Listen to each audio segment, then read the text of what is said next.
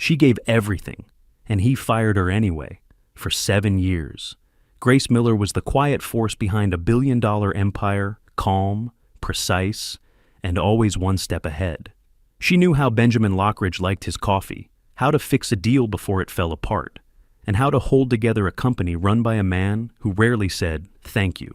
And then, one day, with a single mistake that wasn't even hers, he let her go. Imagine giving your best years to someone, staying late, biting your tongue, holding the weight so they could shine, and when something goes wrong, you're the one they blame. You're the one they push out. What would you do? Would you walk away quietly, or would you rise not in anger, but with dignity and show the world your worth? This is the story of the woman who did just that. Let it remind you the ones behind the scenes often carry more power than anyone knows, until the day they stop staying silent. If this story touches you, leave a comment. Share your thoughts. We read everyone. Now, come with me. Let's begin. For 7 years. She sat at the same desk just outside his office, quiet, reliable, invisible, until the day he told her to leave. The morning sunlight streamed through the high glass windows of the 27th floor, casting a warm glow across the polished floor of Lockridge Holdings. The city moved below, like a restless tide, yellow cabs weaving through crosswalks. Early commuters hunched against the wind, horns echoing between buildings. Inside, Grace Miller sat at her familiar spot, the desk just outside the CEO's office. Her desk, a corner tucked between the glass wall and the hallway, with a view of the skyline only she seemed to appreciate. To most, it was just a space, but to Grace, it had become her anchor. 7 years. That's how long she had worked here. Not in the spotlight, not with applause, but with consistency. Every morning at 7:15, she arrived 15 minutes before anyone else. She liked the quiet. She liked the rhythm of unpacking her tote bag lunch she made herself, a leather-bound planner, and the navy blue mug that simply read, "Gracefully done." It was a gift from an intern 3 years ago. No one else had noticed her birthday. Her fingers danced effortlessly across the keyboard, checking Benjamin's calendar, scanning investor reports, cross-referencing meeting agendas, and triple-checking the printed contracts that would slide across his desk before noon. She caught errors that others missed, anticipated problems before they arrived. She didn't brag about it. She didn't need to. Benjamin Lockridge never said much. At 45, he was younger than most of the CEOs in Midtown. Sharp suits, sharper decisions. He built the company from the ground up with the kind of relentlessness that either inspired fear or respect, or both. He rarely smiled, rarely paused, rarely looked up from his phone, but he trusted Grace. In his own way, when others came and went, she stayed. He never said it, but she knew. He depended on her.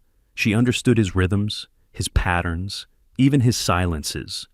That morning had started like any other.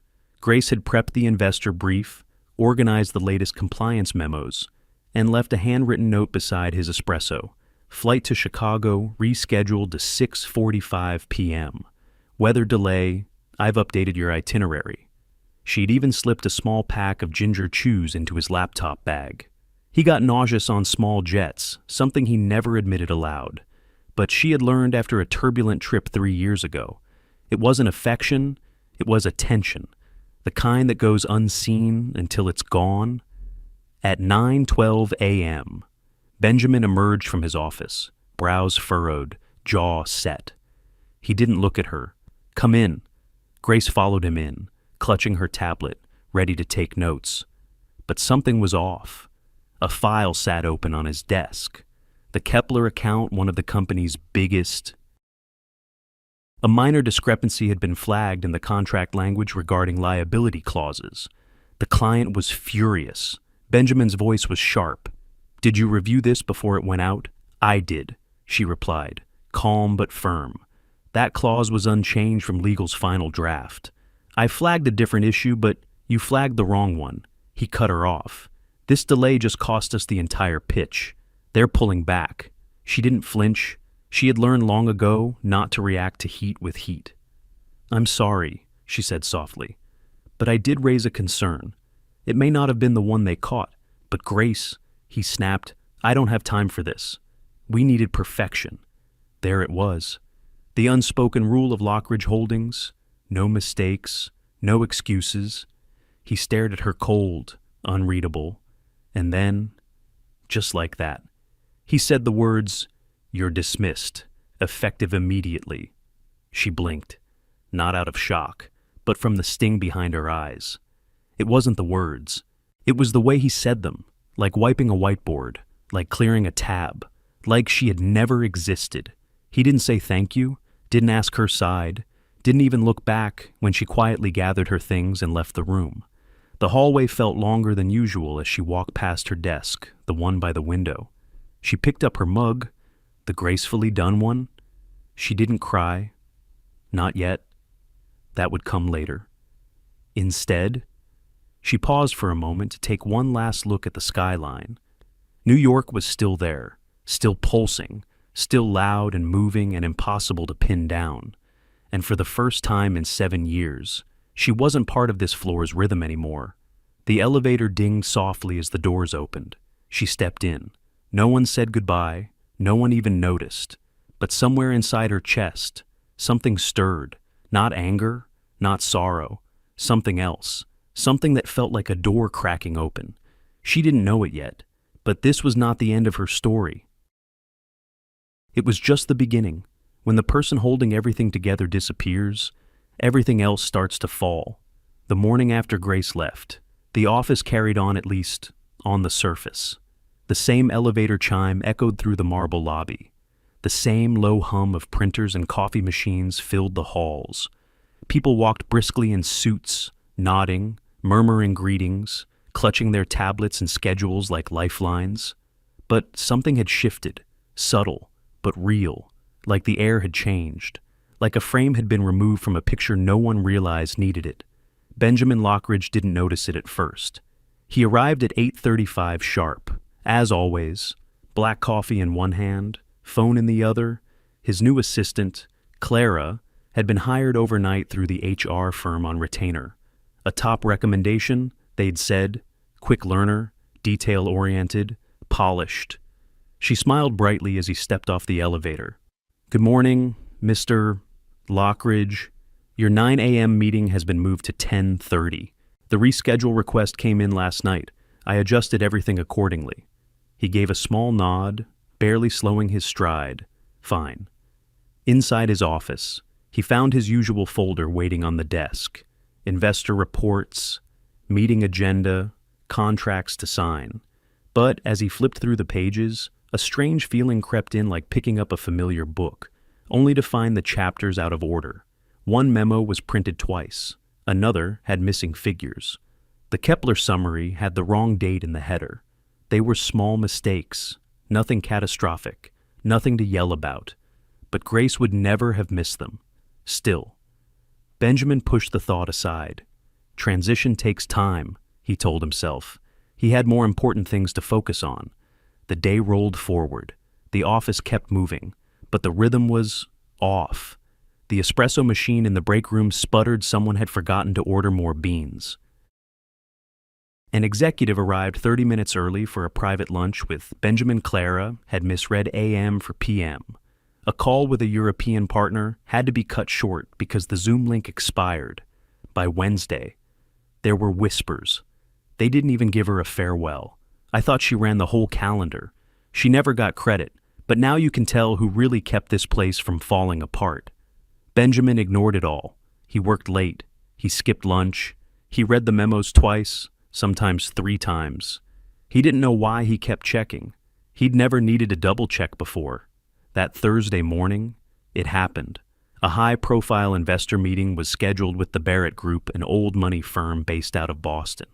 They were considering a large stake in Lockridge Holdings ahead of the IPO. Benjamin had been preparing for weeks.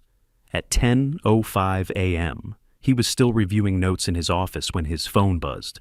"Sir," Clara said on the line, voice shaky. "Mr. Barrett's team is in the lobby. They say their meeting was scheduled for 10 a.m. Benjamin blinked. I had them down for 1 p.m. That's what was in the calendar. A silence followed. He could hear his own pulse thudding. "Apologize and bring them up. Now," he said, tone clipped. But by the time the investors reached the boardroom, the tone had changed. They were polite, but distant. The conversation was short, barely 20 minutes. One of them glanced at his watch 3 times before standing up and saying, "Perhaps another time would be better." As they left, Benjamin remained seated at the head of the long table, the untouched presentation flickering on the screen behind him. A single misstep. That's all it took. He returned to his office and closed the door quietly behind him. The floor seemed louder than usual, the click of heels, the ring of phones, the low buzz of conversation just outside. He looked out the tall windows for a moment, then turned his gaze inward. His eyes landed on the empty desk just beyond the glass wall. Grace's desk, still tidy, untouched. The small plant she kept by the window had been taken, leaving behind a faint circular imprint on the wood. Her chair was slightly askew, as if she had just stepped away. It was strange, the way absence had a shape, how silence could echo louder than voices. He remembered the way she always stood to greet visitors before he did, the way she would glance at his watch during meetings, signaling when to wrap up, the way her handwritten notes slipped between pages, guiding him without ever speaking a word. It wasn't just the scheduling, or the contracts, or the coffee. It was the invisible architecture she had built around him, quiet, steady, unseen. And now, it was gone. Still, pride was a stubborn thing. He didn't say her name, didn't ask Clara to find her contact, didn't acknowledge the mistake that had begun it all. Instead, he stood, adjusted his tie, and turned his attention back to the screen. But his focus had dimmed, the numbers blurred, the headlines lost weight. Because somewhere in the back of his mind, a quiet voice had begun to whisper, "You've lost more than you think. When your most loyal ally walks away, your greatest enemy walks in." It had been 5 days since Grace walked out of Lockridge Holdings. 5 long, quiet days. The first morning was the hardest. She woke at 6:00 out of habit, her body still trained to the rhythm of early meetings and inbox triage. Her apartment, a small but tidy second-floor walk-up in Brooklyn, was silent. No calendar alerts, no vibration from her work phone. Just the creak of the floorboard when she stepped into the kitchen and the familiar rattle of the radiator waking slowly with the heat. She poured herself a cup of tea instead of her usual office coffee. Sat at her tiny round kitchen table, the one with the chipped edge and mismatched chairs, and stared out the window at the narrow street below. A delivery truck passed. A man in a hoodie walked a golden retriever. The city moved on. By the 3rd day, she had updated her resume, though the document felt strange to write. 7 years condensed into bullet points. There was no section for absorbing silent frustrations, or being the only person who remembered he hated cold sandwiches. There was no metric to explain how many small fires she'd quietly put out before they ever reached his door. By the 4th, she was reorganizing her pantry and alphabetizing her spice rack, trying not to think too much. She had scrubbed the grout in her bathroom tiles, refolded every towel in the linen closet, and started baking something she hadn't done in years. And then came the 5th day. She was standing by the window, folding laundry, when her phone rang. Unknown number? She nearly let it go to voicemail, but something in her gut stirred an old instinct that told her this was a call worth answering. She picked up. "Grace," came the voice, smooth and unmistakably confident. Elliot Marsh. Her heart skipped once, then settled. Elliot Marsh, CEO of Arvista Capital, competitor, former suitor for her talent, not her heart. He had tried to recruit her 3 years ago after a high-stakes panel she had quietly orchestrated behind the scenes. She remembered the lunch, a small, elegant trattoria near Gramercy Park. He'd complimented her instincts, her precision, her discretion. "You're the spine of Lockridge Holdings," he'd said. "Benjamin leans on you more than he admits."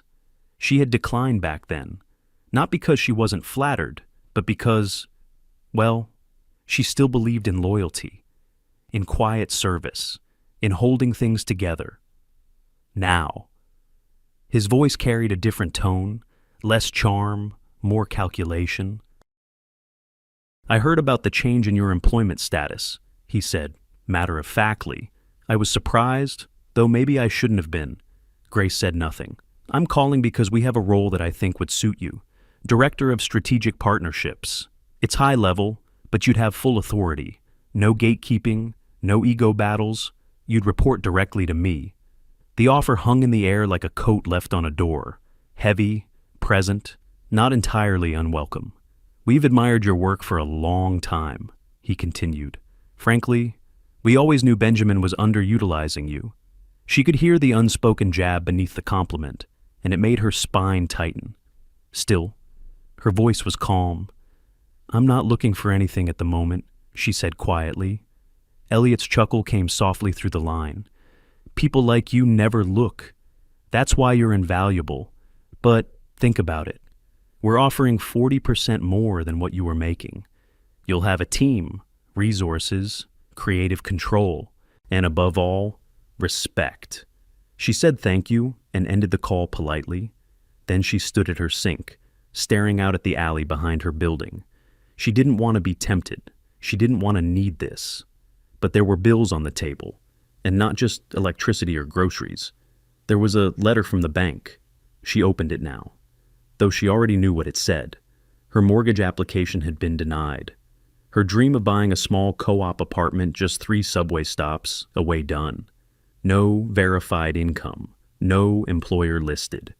She sat for a long time, her fingers brushing over the envelope. The rejection wasn't what stung. What stung was how invisible her work had become the moment she stopped doing it. She thought of all the nights she stayed late without logging extra hours, the weekends she drafted investor briefings while eating takeout, the family events she missed, the birthdays she forgot her own included. What had it all been for? Later that evening, she called her mother. They talked about safe things, the cat, the neighbors, the recipe for peach cobbler. Grace didn't mention the offer, but before hanging up, her mother said gently, "Don't forget, baby, you're allowed to want more." That night, Grace lay awake staring at the ceiling, her room aglow with city light leaking through the blinds. She tried to count the number of things she had said no to over the years for the sake of stability, of service, of someone else's success. She lost count somewhere after 20. The next morning, she brewed her tea, watched the steam rise, and scrolled back to her call log. Her thumb hovered. Then, with a quiet breath, she pressed call. "Elliot," she said when he answered. "I'm not making promises, but I'll meet with you. I'll hear you out." It was just a meeting, just a conversation. She didn't know then that she was stepping onto a chessboard, and the game had already begun. Not every collapse comes with a bang. Some unravel quietly, thread by thread. The decline began with the little things: an email not sent, a report filed under the wrong quarter, a recurring meeting inexplicably vanished from the calendar, leaving 3 executives standing awkwardly in a glass-walled conference room. No one noticed it at first, not fully. Benjamin certainly didn't. He was used to order, to rhythm, to efficiency that just happened. His days had flowed with clockwork precision for so long. He never paused to consider how that precision was maintained. But now, the machine coughed. Small frictions surfaced in meetings. One executive showed up late to a quarterly review because the agenda had the wrong time zone. A new assistant, bright, ambitious, and painfully green, accidentally forwarded a confidential vendor dispute to an entire email list. A lunch with a board member had to be rescheduled because no one had remembered Benjamin's aversion to seafood. He began to feel it by the second week, a subtle dissonance, like trying to walk across a floor where one tile is slightly loose beneath the carpet. His sleep fractured at night. He lay in bed beneath imported Egyptian cotton sheets, the city humming distantly beyond the glass. And he thought about things he didn't want to admit, about the empty space outside his office door, about how no one now greeted him with a steaming mug of black coffee at precisely 8:27 a bowl, made exactly how he liked it. No sugar, just the faintest splash of oat milk. about how meetings didn't start on time anymore, or end when they should, or come with the quiet, color-coded folders Grace used to leave on his desk. Tabs perfectly aligned, her handwritten notes in the margins sharp as needles. He told himself this was just growing pains, adjustment. The new assistant would learn. The team would find its footing. He wasn't dependent on one person. But deep down, a small voice whispered something less comfortable. Maybe she wasn't just an assistant. Maybe she was the glue, the one holding everything together while he raced ahead, eyes fixed on the horizon. The tension in the office thickened. There were whispers now, long glances exchanged in elevators, a certain stiffness in meetings. Middle managers stayed quiet longer. Department heads double-checked before speaking. Someone in marketing forwarded the wrong draft of a client pitch. Again. An investor follow-up call was missed entirely because no one had placed it on the schedule. The finance department sent Benjamin a report with a missing page missing an entire page. He slammed the folder closed, leaned back in his chair, and stared at the ceiling. Was this what unraveling felt like? It wasn't loud. It wasn't fire and fury. It was quiet, like water seeping into wood rot, spreading invisibly until the whole structure warped. The breaking point came on a Thursday morning. Benjamin arrived at the office a few minutes early.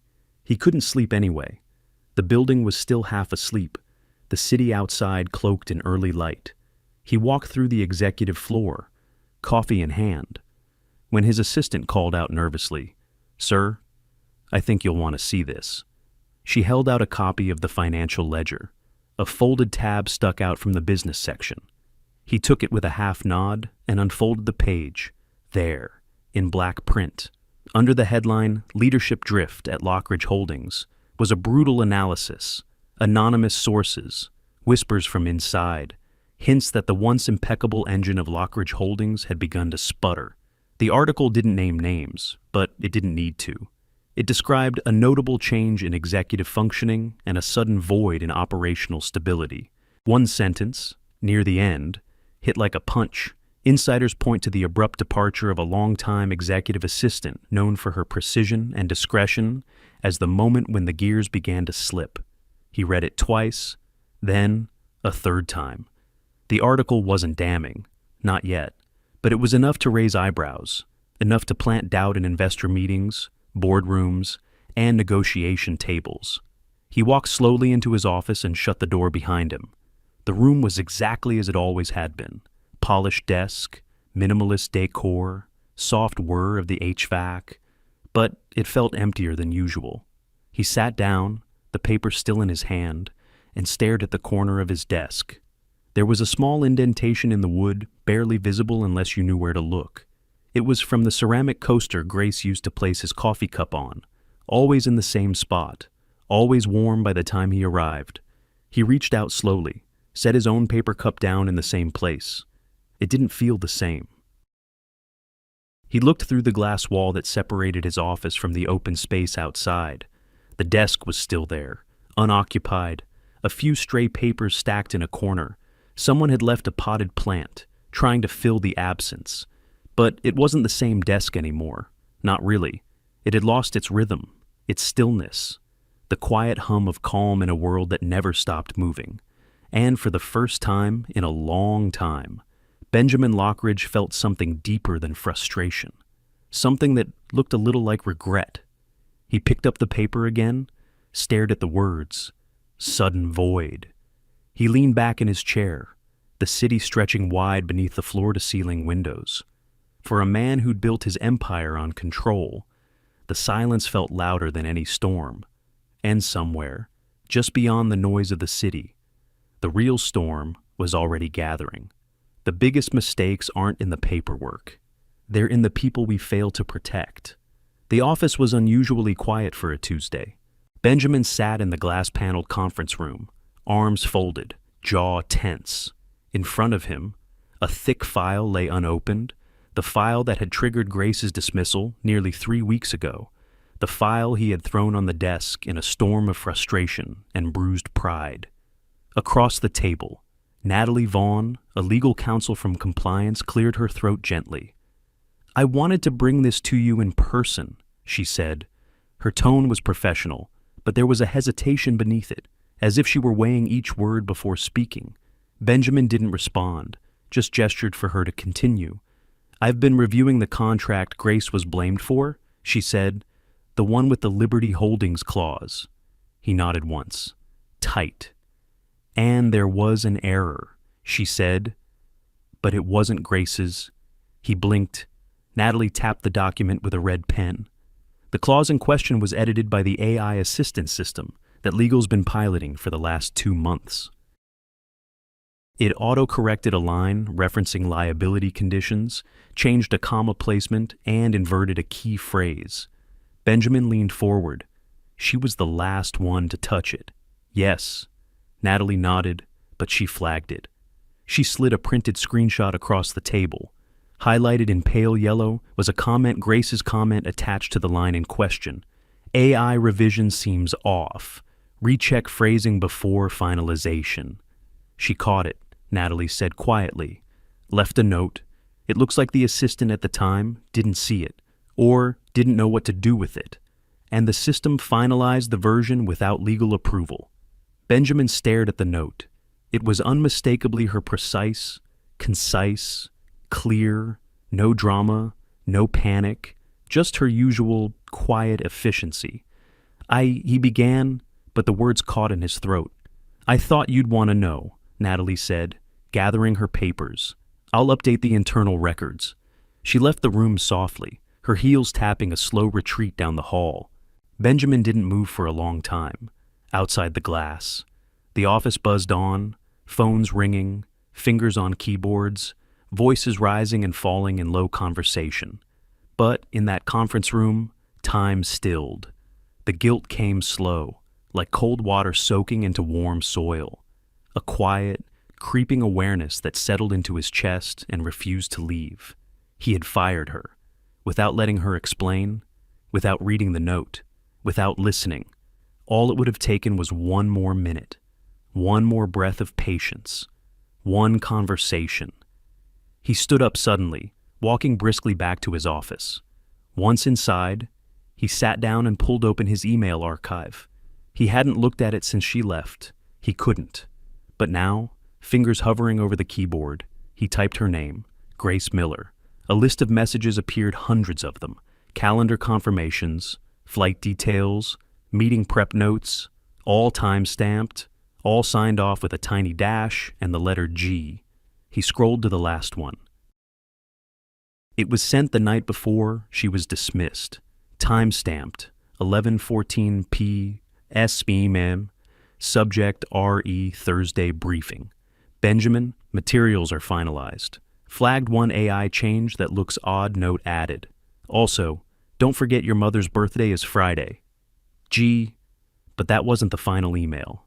There was one more, sent just 3 hours after she left the building with her things in a cardboard box. Subject no reply needed. Take care of yourself. You forget sometimes. Benjamin stared at the screen. She had been angry, rightfully so, but she hadn't yelled, hadn't defended herself at length, hadn't pleaded to stay. She had simply left with dignity and sent him kindness on her way out. He let out a long breath and leaned back in his chair. The realization landed not with a crash, but with a quiet ache. He hadn't just lost an assistant. He had lost her grace, her steadiness, the unspoken support that had held up the foundation of his life without demanding attention. And worse, he had pushed her out, with sharp words, with assumptions, with a complete failure to do the very thing he had always prided himself on thinking critically. The error wasn't in the contract. The error was in him. He sat in the silence, the faint whir of the HVAC overhead, and looked once more at the email on his screen. Take care of yourself. You forget sometimes. He hadn't realized until now how much those words mattered. Not just the reminder, but the fact that someone had cared enough to notice. He looked at the desk outside his office again, empty except for a half-dead plant someone had forgotten to water. The space felt colder than before. It wasn't just her absence. It was the echo of all the things he'd missed while she was there. And in that moment, Benjamin Lockridge finally understood Grace hadn't just made things easier. She had made him better. And without her, things weren't just falling apart. He stared out the window as the sky darkened with the promise of rain. And somewhere beneath the weight of his own regret, a quiet resolution began to take shape. He needed to make this right. But how do you begin to fix something when the damage is already done? Sometimes, the hardest doors to knock on are the ones we shut ourselves. Brooklyn looked different when you weren't looking down at it from the 58th floor. Benjamin had never noticed the chipped paint on the brownstones or the quiet rhythm of early evening mothers calling kids in from stoops, a dog barking somewhere down the block, the creak of old floorboards heard faintly through open windows. He stood on the front step of a modest apartment building, hands deep in the pockets of his wool coat, heart beating harder than it had during any boardroom showdown. The folder tucked beneath his arm felt heavier than it was.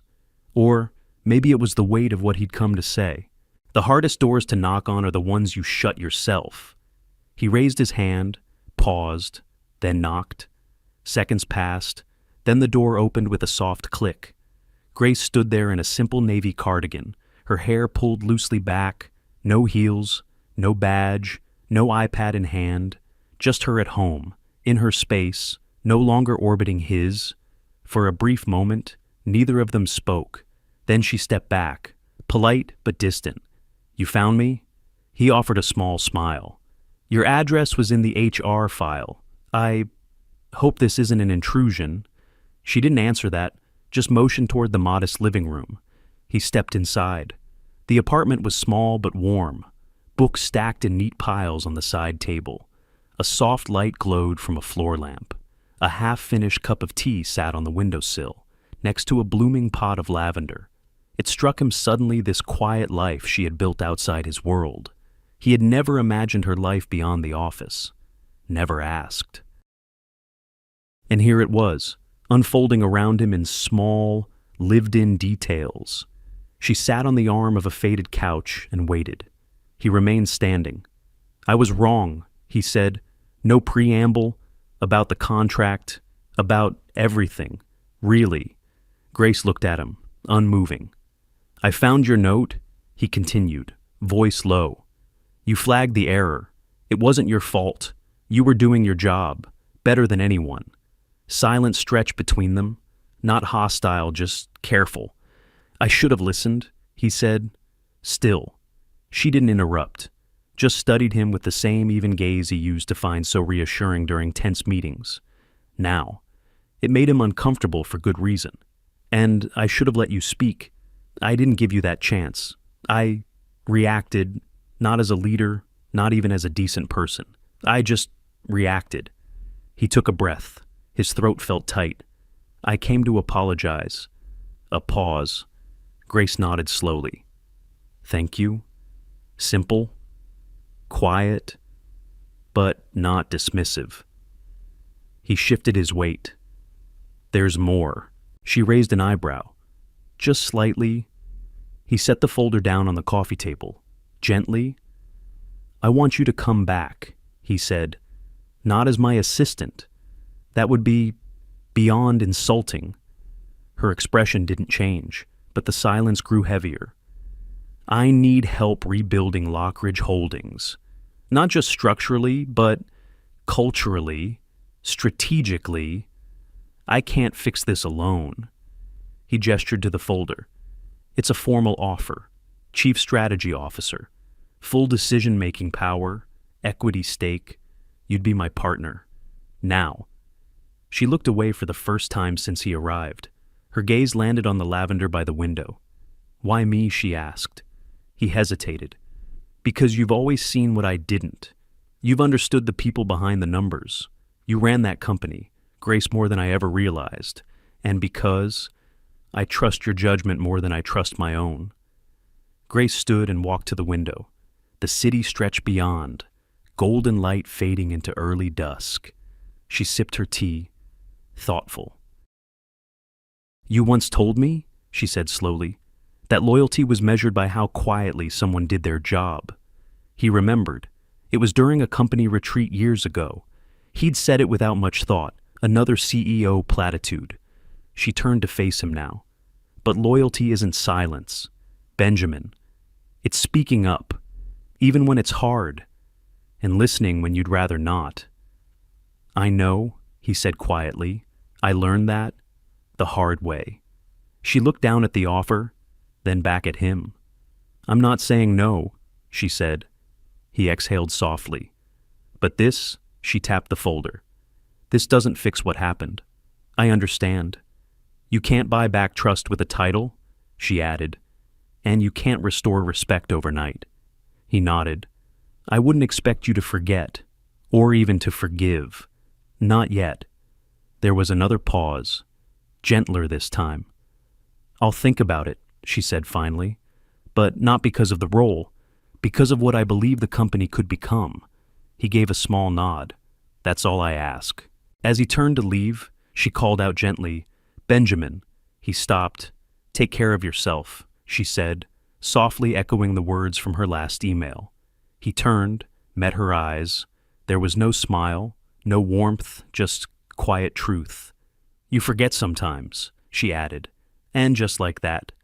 The door between them cracked open, not wide, not yet, but enough for something new to begin. Respect is not given with titles, it's earned through change. The elevator chimed as it reached the top floor, and Grace stepped out onto the familiar carpeted hallway. It had been 2 months, but the scent of lemon polish and the low hum of muted conversations felt like echoes from another lifetime. Everything looked the same, polished, pristine, professional, but nothing felt the same. She walked past the framed photos of Lockridge Holdings Milestones product launches, global partnerships, industry awards. In each one, Benjamin stood at the center, tall and composed. And somewhere just beyond the camera's lens, she had been there too, unseen, essential. Now, she wasn't just returning, she was rewriting the terms. The boardroom doors opened silently as she approached. Inside, 7 people sat around the long table, faces she knew, some better than others. Benjamin stood at the far end, arms loosely folded, eyes watching her with a calm she hadn't seen in him before. She took her seat across from the board, placing a thick folder in front of her. I appreciate you giving me this time, she began, voice steady. I know this isn't a typical meeting. There were polite nods, cautious smiles. A few eyes flicked toward Benjamin, uncertain of where this was going. I'm here, she continued, because Benjamin asked me to return, not as an assistant, but as a partner. That caught their attention. But I'm not interested in coming back to the same company I left. Her fingers opened the folder. Each board member received a copy of the proposal, pages neatly tabbed and marked. I'm proposing 3 major changes as conditions of my return. A short silence followed. Then, she began. First, the company must address its internal culture. That means moving away from top-down pressure and fear-based management, and toward transparency, empathy, and accountability. People stay loyal when they're seen, heard, not when they're afraid of making a mistake. The older man to her left, Mr. Harold Kavanaugh, furrowed his brow. Grace, I don't mean to sound dismissive, but this is a business, not a therapy group. Culture shifts take years. We don't have time for soft reform. Grace met his gaze directly. We also don't have time for repeated resignations, PR crises, or missed opportunities because people are too afraid to speak up. If you want performance, invest in trust.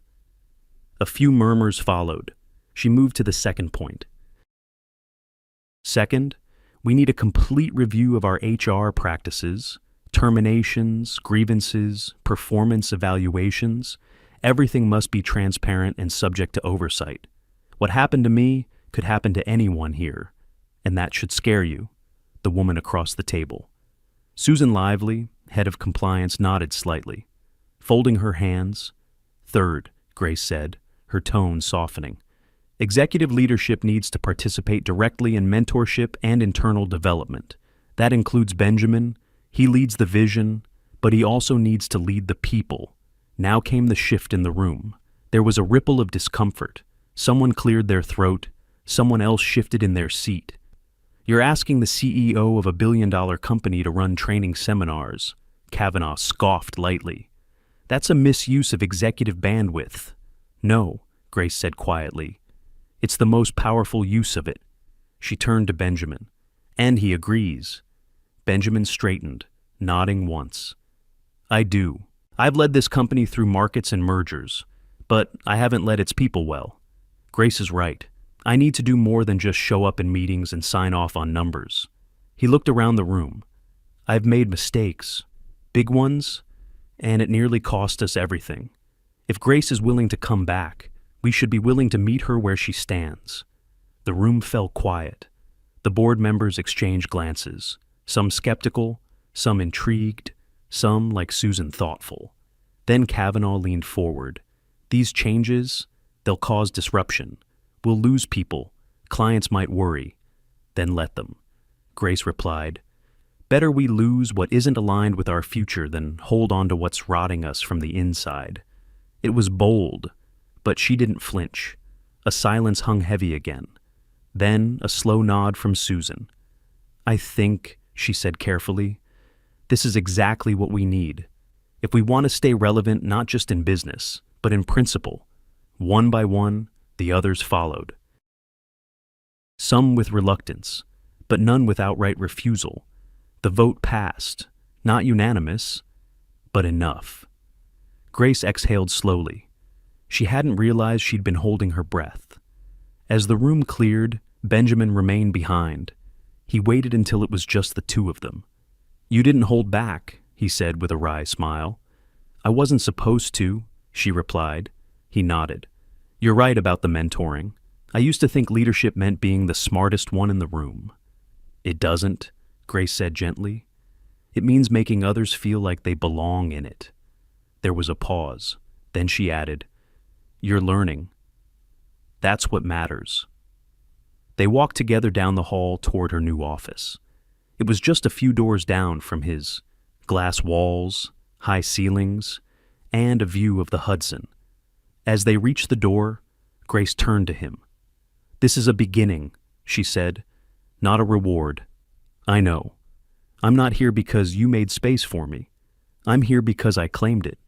Benjamin nodded. "And I'll do my part to make sure you never have to fight for that space again." She looked at him and for the first time smiled. A real one. They stepped into the new office, not as CEO and assistant, not as employer and employee, but as two people building something better. And outside, the city kept humming.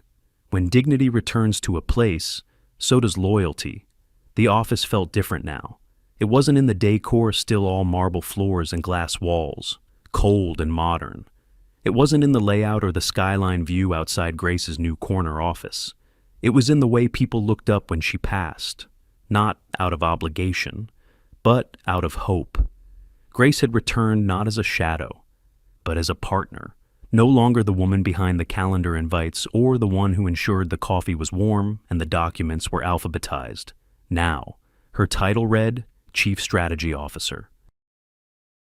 But more than the new title, it was the way she carried herself anchored, composed, and quietly commanding that made it clear she was here to build, not to fix. Her first week back, she created a list titled Reconnections. On it were names of employees who had left Lockridge Holdings during the storm, middle managers, team leads, longtime assistants, and a few department heads. Many had left without exit interviews. Some had walked away after being overlooked or overworked for too long. A few had written resignation letters that never got responses. She remembered their birthdays, their kids' names, the way they worked through lunch, the way they stayed late not because they were told to, but because they cared, and they deserved more than silence. So Grace picked up the phone. She didn't delegate the task to HR. She called each of them personally, one by one. "Hi, this is Grace Miller. I'm calling not as your former colleague, but as someone who believes in what you used to bring here. I know the way things ended might have left a bitter taste, but I'd like to talk. If you're open." Some declined, some hesitated, but a surprising number said yes by Thursday. 3 had already agreed to come back. not because of the paycheck, but because they sensed something had shifted. In their interviews, they asked questions, real ones. Will we finally be heard? What happens when mistakes are made? Is the culture really different or just under new branding? Grace answered with transparency, not spin. She showed them a restructuring plan that included a people-first policy, flattened hierarchies, and feedback loops. She offered mentorship programs not just for junior staff, but peer-to-peer accountability sessions that would include even senior management, and she kept her own door open, physically and symbolically. Beyond employees, the next battlefront was external, the investors, and few were more influential than Thomas Wexler, a man as old school as his wool suits and fountain pens. For decades, he'd backed companies like Lockridge Holdings, favoring confident visionaries with cold efficiency. But after the recent instability, he had started pulling away, slowly draining his capital from the firm. Benjamin had once impressed him. Now, the cracks had dulled that shine. Grace scheduled a one-on-one with Wexler in the quiet of a Thursday morning. No presentation decks, no assistants, just her, a notepad, and the conviction of someone who had had enough time to understand both the company's fractures and its future. Wexler looked at her over the rim of his tea. "You're not here to ask for more time, are you?" "No," she said. "I'm here to ask for a second chance, but not for Benjamin, for the people, for the soul of the company." His eyebrow lifted.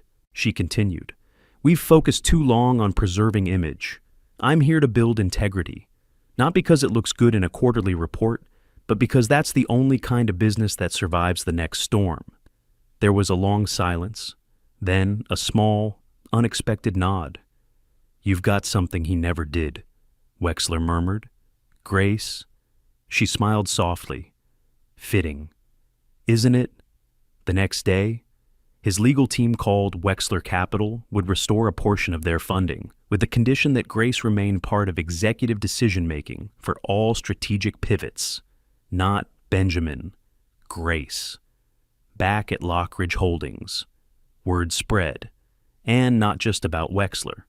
Employees returned from lunch breaks to find shared inboxes reorganized, workflows simplified, and performance reviews rewritten in plain, human language.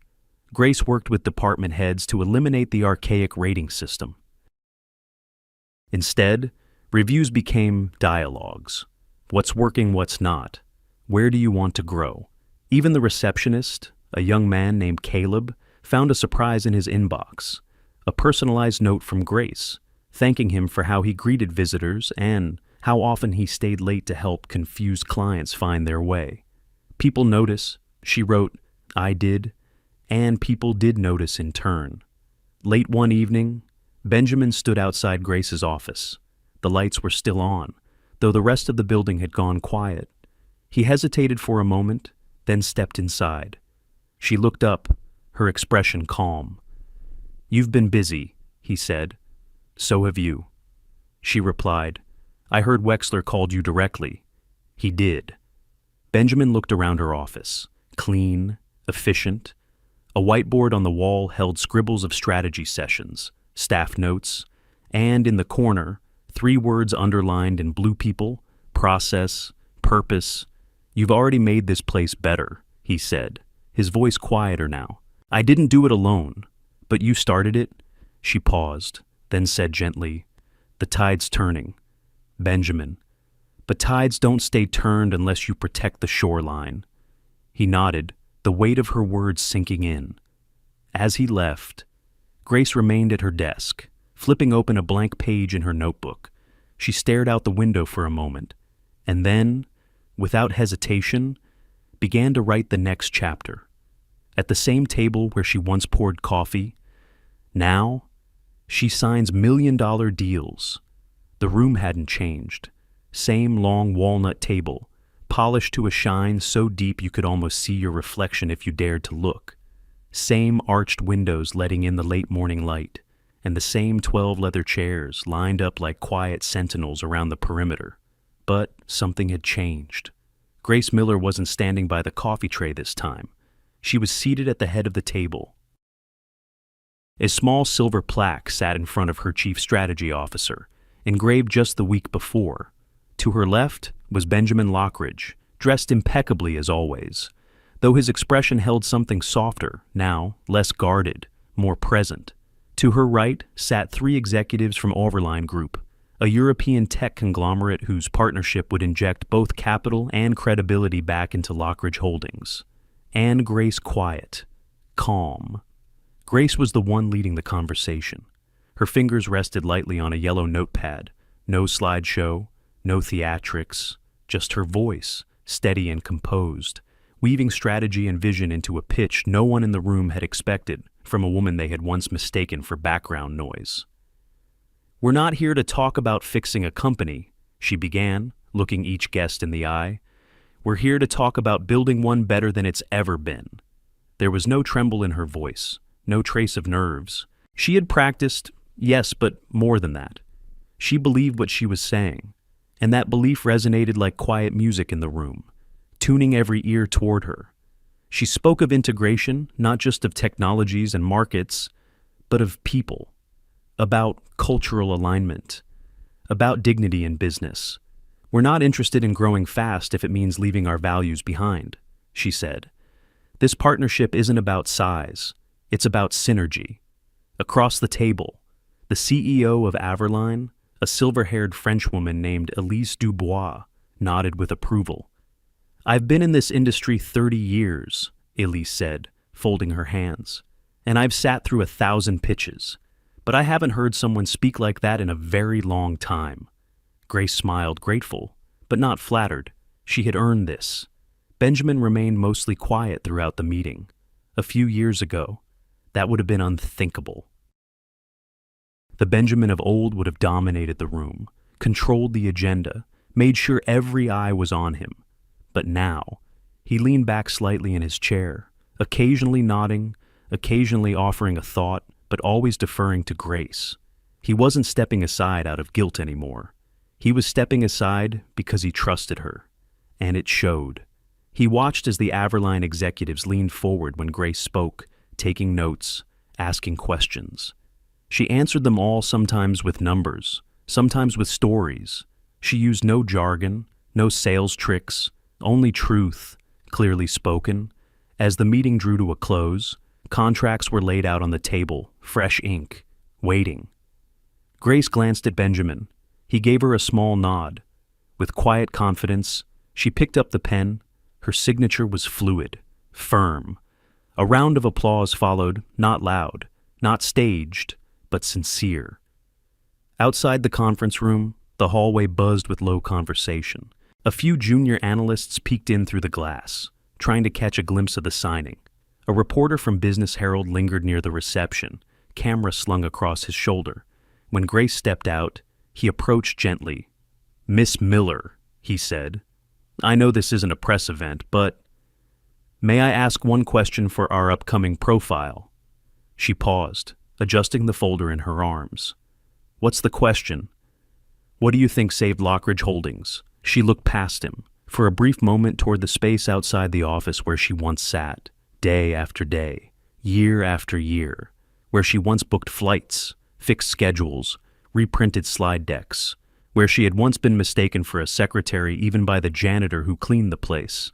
And then she looked back, clarity, she said, and finally being allowed to use it.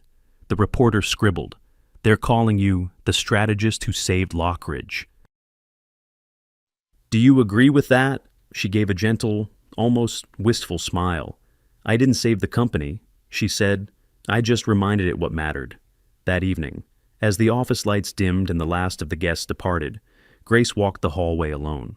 She passed the glass-paneled doors, the whiteboards filled with strategy notes, the quiet hum of the HVAC. She paused by her old desk, the one just outside Benjamin's office. The chair was still there, though no one had used it since she left. She reached out, brushing her fingers across the edge of the desk. 7 years. She had been invisible here for 7 years. And yet, she had seen everything, remembered everything. The missed birthdays, the overnights, the small kindnesses no one noticed. Now, She stood taller, not because she had something to prove, but because she had nothing left to hide. She made her way back to her office. Her office. The nameplate on the door gleamed under the warm lights. Grace Miller, CSO. She stepped inside, placed her folder on the desk, and exhaled. She wasn't just part of Lockridge Holdings. She was part of its future, and she had one more card to play. Tomorrow, she'd attend the Global Leadership Summit on behalf of the company, a stage once reserved for Benjamin. But this time, she'd be the one standing at the podium, and she wasn't going there alone, because some victories are best shared. She left in silence. Now, they stand up when she walks in. 6 months had passed, but in some ways, it felt like years. The headquarters of Lockridge Holdings, once cold and clinical, now hummed with a quieter, more purposeful energy. There was laughter in the corridors again, birthday cards taped to cubicles, feedback boxes that people actually used. The light in the building seemed different. Or maybe it was just that people had finally looked up. Grace Miller walked through the glass doors of the International Business Ethics Forum, held at the Marriott Marquis in Times Square. She wore a slate blue dress, simple, elegant, and a name badge that now drew more attention than any title ever had. Grace Miller, Chief Strategy Officer, Lockridge Holdings. She had come a long way from pouring coffee. Beside her walked Benjamin Lockridge, dressed in charcoal gray, no tie this time, more relaxed, more open. His gait slower, more measured. He had learned how to listen, and perhaps more importantly, how to share the stage. They were scheduled to speak on the final day of the forum, a keynote titled, Rebuilding from Within, How Culture Saved a Company. The conference hall was packed. Executives, journalists, students, former skeptics who had watched the headlines shift over the past half year. Grace took her seat on the stage to a ripple of applause. Not roaring, not obligatory, but real. It was Benjamin who opened the session. He stepped to the podium and looked out over the crowd. There was a quiet tension in the room, people waiting for the polished billionaire to give another rehearsed speech. But he surprised them. He reached into his pocket and pulled out an old post-it note, yellowed at the edges. He held it up. This was the last note Grace Miller left me before I fired her. It says, "Take care of yourself. You forget sometimes." The room stilled. That wasn't just about health or rest, he continued, voice steady. It was about who I had become. Somewhere along the way, I forgot what leadership meant. I thought power was in control. Grace showed me it's in trust. He turned to her, eyes meeting hers across the stage. I used to be the CEO of Lockridge Holdings, but Grace Miller is the one who saved it. The applause this time was louder. Grace stood, walked slowly to the podium. She didn't rush. She didn't perform. She simply arrived with the grace her name promised, and the quiet strength that had carried her through every dark hallway she had ever worked in. I didn't come back to prove anything, she said softly. I came back because I believed the company could be better, not just in profit margins, but in how it treated its people. She paused, letting the weight of the words settle. This isn't a revenge story. I didn't rebuild to show them. I rebuilt because I chose not to be bitter. I chose to be better. But I only did that because someone finally said, "You matter here." And she turned to Benjamin. The gesture was small, but the meaning wasn't. After the session, reporters gathered. "What inspired your return?" one asked. Grace smiled gently. "Forgiveness," she said. But not just toward him, toward myself, for staying silent too long, for not knowing my worth sooner. But now I do. Another journalist leaned forward. "And what's next for Lockridge Holdings?" Benjamin stepped in. "We're focusing on mentorship, on building leaders who aren't afraid to say, 'I was wrong.'" That's the culture Grace brought back, one of humility and resilience. And then, from the back of the room, a voice called out, "Can we get a photo of the two of you?" Grace hesitated. For a moment, she saw herself again, standing just out of frame, holding a clipboard, adjusting someone else's mic. But not anymore. She nodded, took her place beside Benjamin. This time, shoulder to shoulder, and smiled. That night, after the long day of panels and handshakes, she returned to her Brooklyn apartment. The place was still modest, still home. But now it held a framed newspaper clipping by the window, the strategist who saved Lockridge Holdings. Below it, a simple quote etched into the frame. Leadership is not about being the loudest in the room. It's about being the one who listens first. She curled into her chair with a cup of tea. The city buzzed softly outside. There were no more post-it notes, no more silence, just the sound of her own breath, calm, steady. She had left in the shadows, forgotten. But now, when she entered a room, people stood up, not because she demanded it, but because she had earned it, and that, more than any title, was what she had always deserved. In a world that often praises loud voices and fast decisions, this story reminds us of the quiet power of integrity, consistency, and human dignity. Grace Miller wasn't the loudest person in the room, but she was the one holding it together. When she was pushed aside without a second thought, everything began to unravel, not because she was irreplaceable, but because she had been undervalued for far too long. We all know someone like Grace. Maybe we have been Grace doing the unseen work, putting others first, staying silent when we should have spoken up. The true lesson here is twofold. For leaders, never confuse someone's silence for insignificance. And for those in the shadows, never underestimate your worth just because others do. Respect isn't built in titles or office walls. It's built in the way we show up every day with care, with strength, and with purpose. No matter your age, it's never too late to reclaim your voice. And sometimes, the greatest form of justice is choosing to rise with grace. Thank you for spending your time with us and walking through this journey of resilience and redemption. If this story touched your heart, please consider giving it a like, sharing it with someone who might need to hear it, and subscribing to our channel for more heartfelt stories like this one. Your support helps us keep telling stories that matter.